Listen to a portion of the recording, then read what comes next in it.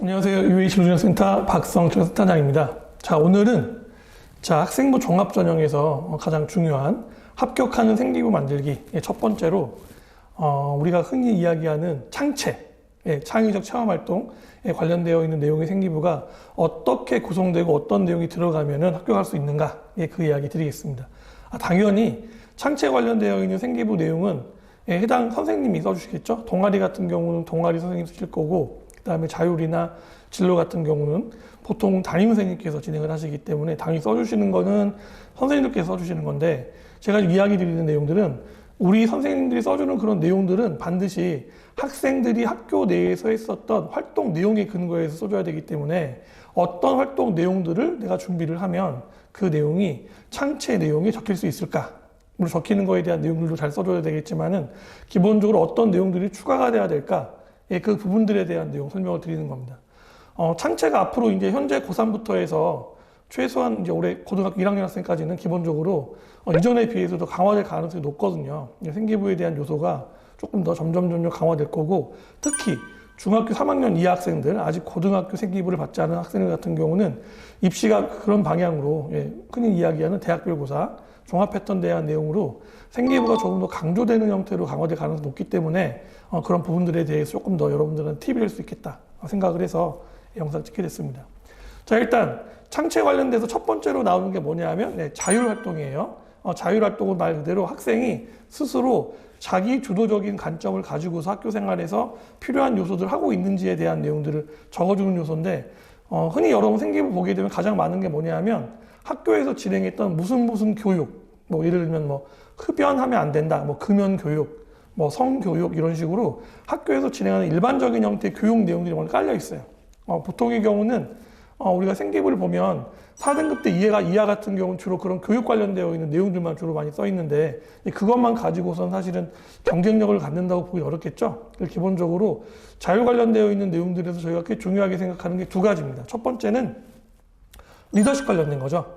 뭐 반에서 뭐 회장, 부회장을 했다든지 정규 학생회 활동을 했다든지 그냥 그런 내용들이 아마 자율활동 내용에 적힐 수 있을 거고, 단순하게 그런 경험을 했다는 것만 써 있는 것이 아니라 구체적으로 어떤 측면에서 어떠한 리더십을 가지고 있다. 최근에 강조되고 있는 것은 나를 따르라 이런 리더십이 아니라 소통하는 리더십, 함께하는 리더십, 그런 내용들이니까 아마 그런 내용들에 대한 내용으로 아마 선생님께서 써주실 겁니다. 그거에 대한 내용 첫 번째 거고, 두 번째 거는 독서 관련된 내용들입니다.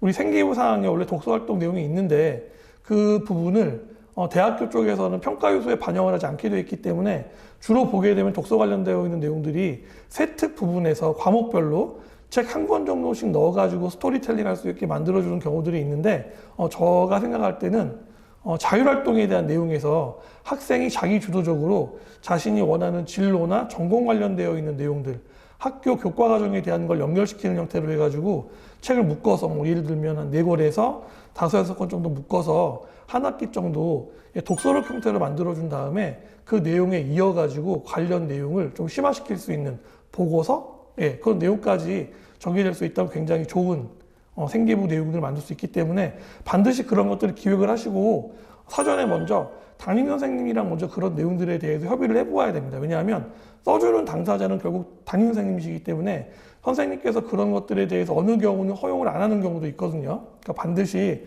선생님과 협의를 한 다음에 자율활동 내용에 독서 관련된 내용들을 좀 잘 넣을 수 있는 그런 내용이 필요할 것 같고요. 그 다음에 동아리는 담임 선생님 역량이 아니라 해당 동아리를 운영하고 있는 그 선생님께서 써주시게 되겠죠. 그러니까 동아리 관련되어 있는 내용도 기본적으로 이제 1학년 학생들 같은 경우는 3월 달에 한 두 번째, 세 번째 주에 동아리를 결정을 하게 되는데, 뭐 다 아시겠지만 가장 인기가 있는 동아리는 최근에 의대 열풍에서 알 수 있는 것처럼 이과 쪽 관련되는 과학 실험 동아리, 실험 동아리가 굉장히 경쟁이 높잖아요. 그래서 실험 동아리 지원했다가 막 튕겨 나가가지고 다른 동아리 막 되는 경우도 있는데, 뭐 원하지 않았는데 뭐 탁구부가 되거나 배드민턴부가 되거나 이렇게 돼서 뭐 나는 학생부 종합전형 망했다 이렇게 생각하는 분들이 있는데, 꼭 그렇게 생각하지 마시고 자기가 원하는 동아리가 아니라 조금 다른 동아리가 됐다 하더라도 그 동아리 내 활동들 내용들을 잘 구성을 해보시면은 자기가 원하는 진로 적성에 대한 내용들도 탐구할 수 있는 방안들을 만들어 올 수 있거든요. 그러니까 너무 좌절하지 마시고 최대한 활용을 많이 해서 동아리 관련되어 있는 내용들을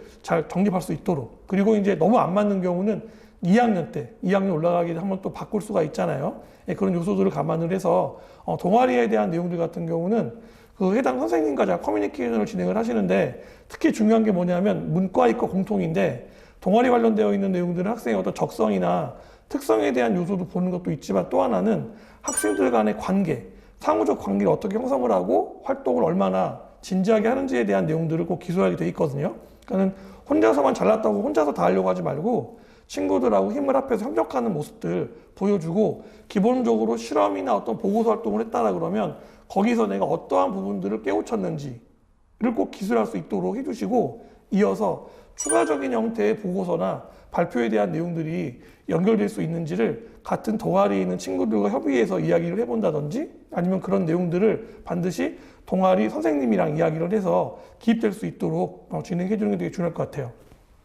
자, 그다음 봉사활동 관련되어 있는 거는 최근에 봉사 관련된 게 이제 학교 쪽에서 진행되는 봉사만 인정해 주기 때문에 대략적으로 1학년, 2학년, 3학년 1학기까지 전체적으로 한 30시간에서 40시간 정도 봉사활동이 나오면 그렇게 저희가 볼 때는 나쁜 봉사활동이라고 보기 어렵거든요. 물론 뭐 간호학과나 사회복지학과처럼 특수과를 지원하는 친구들 같은 경우는 봉사 관련된 내용들이 조금 더 진지하게 양적인 면이나 질적인 면에서 플러스가 돼야 되겠지만은, 일반적인 경우는 3, 4시간 정도 내외 같은 경우에는 크게 마이너스가 없다. 그 정도만 이해하면 될 것 같아요. 끝으로 진로 관련되어 있는 내용들은 사실은 진로가 제일 중요하겠죠. 글자 수 같은 경우도 다른 거랑 다르게 700자 분량으로 나오고, 또 학생들이 종합전형에서 요구하고 있는, 대학교가 요구하고 있는 그 진로 적성 관련된 내용들, 학생이 원하는 그런 방향에 대한 것들을 진로의 내용에 적어줘야 되는데, 이 진로에 대한 내용을 진로 자체로 진행되는 요소들, 뭐 예를 들면 캠프라든지 이런 식으로 해서 학교에서 진행되는 것도 물론 다 정립이 돼야 되겠지만, 이제 저 같은 경우는 뭘 강조하는 편이냐면, 학생들이 교과 활동, 그러니까 주로 이 세특 관련되어 있는 내용들에 들어가 있는 수행이나 발표, 토론, 보고서 관련된 내용들이 1차로 끝나게 마감을 하지 말고, 그 내용들 중에서 내가 원하는 진로 적성 방향에 맞춰가지고 추가로 심화되는 보고서를 만들거나, 아니면 다른 교과랑 연결시켜서, 예를 들면 영어 교과에서 배웠던 내용을 화학이랑 연결시킨다든지, 수학 미적에 대한 내용을 물리학 연결시킨다든지, 이런 식으로 해서 교과를 연계시키는 연계교과 관련되어 있는 내용으로 심화될 수 있는 보고서를 쓸 수 있다 그러면, 그 내용들은 선생님들하고 잘 이야기가 되고 협의가 된다 그러면 사실은 진로 쪽에 대한 내용으로도 옮겨서 정리할 수도 있거든요. 그러니까 세특에 대한 내용은 짧게 어떤 활동에 대한 내용이 진행된 걸 설명할 수 있을 거고, 진로 같은 경우는 조금 더 분량이 여유가 있기 때문에 그 세부적인 내용에 대한 걸 좀 디테일하게 정립할 수도 있기 때문에, 그런 측면에 대한 것들을 고려한다라고 하면 진로가 창체 부분에서 굉장히 그 역할이 클 거다라고 생각을 합니다. 실제로 대학교 입사관들 같은 경우도 그 세특 관련되어 있는 내용들은 개별적인 형태의 활동이 되게 깊게 들어가 있는데, 전반적인 내용들이 분리가 돼 있다는 점들에 대해서 좀 약간 부정적인 측면을 가지고 있거든요. 그러니까 그런 내용들을 묶어가지고 아이가 원하는 심화에 대한 내용들이나 연결했었던 그런 구체적인 자기주도적 학습의 태도들을 진로의 내용에 정립할 수 있도록, 더 중요한 거, 해당 선생님, 교과 선생님에 대한 내용과 커뮤니케이션과 마지막에 진로에 써주는 거 누가 써주죠? 그렇죠. 담임 선생님께서 써주시기 때문에 담임 선생님과의 그런 커뮤니케이션에 대한 내용들을 사전에 잘 준비를 해준다면은 학생부 종합전형 합격을 위한 생기부 기초, 창체에 대한 내용들을 일정 정도 만들 수 있지 않을까, 그 요소 설명을 드리면서 이번 시간 마치겠습니다. 감사합니다.